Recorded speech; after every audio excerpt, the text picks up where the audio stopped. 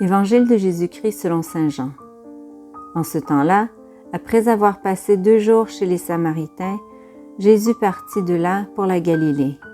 Lui-même avait témoigné qu'un prophète n'est pas considéré dans son propre pays. Il arriva donc en Galilée. Les Galiléens lui firent bon accueil, car ils avaient vu tout ce qu'il avait fait à Jérusalem pendant la fête de la Pâque, puisqu'ils étaient allés eux aussi à cette fête. Ainsi donc, Jésus revint à Cane de Galilée, où il avait changé l'eau en vin. Or, il y avait un fonctionnaire royal dont le fils était malade à Capharnaüm. Ayant appris que Jésus arrivait de Judée en Galilée, il alla le trouver. Il lui demandait de descendre à Capharnaüm pour guérir son fils qui était mourant. Jésus lui dit, « Si vous ne voyez pas de signes et de prodiges, vous ne croirez donc pas? » Le fonctionnaire royal lui dit, « Seigneur, descends avant que mon enfant ne meure. » Jésus lui répond, « Va, ton fils est vivant. » L'homme crut à la parole que Jésus lui avait dite, et il partit. Pendant qu'il descendait, ses serviteurs arrivèrent à sa rencontre, et ils dirent que son enfant était vivant. Il voulut savoir à quelle heure il s'était trouvé mieux. Ils lui dirent, « C'est hier, à la 7e heure, au début de l'après-midi, que la fièvre l'a quitté. » Le père se rendit compte que c'était justement l'heure où Jésus lui avait dit, « Ton fils est vivant. » Alors il crut, lui ainsi que tous les gens de sa maison.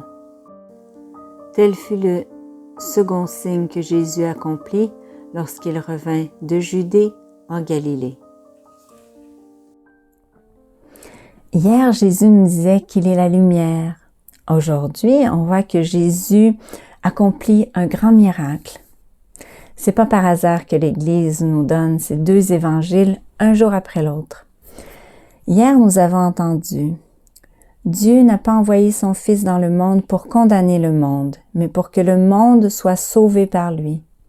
Quiconque croit en lui n'est pas condamné, et quiconque ne croit pas a déjà été condamné, parce qu'il n'a pas cru au nom du Fils unique de Dieu.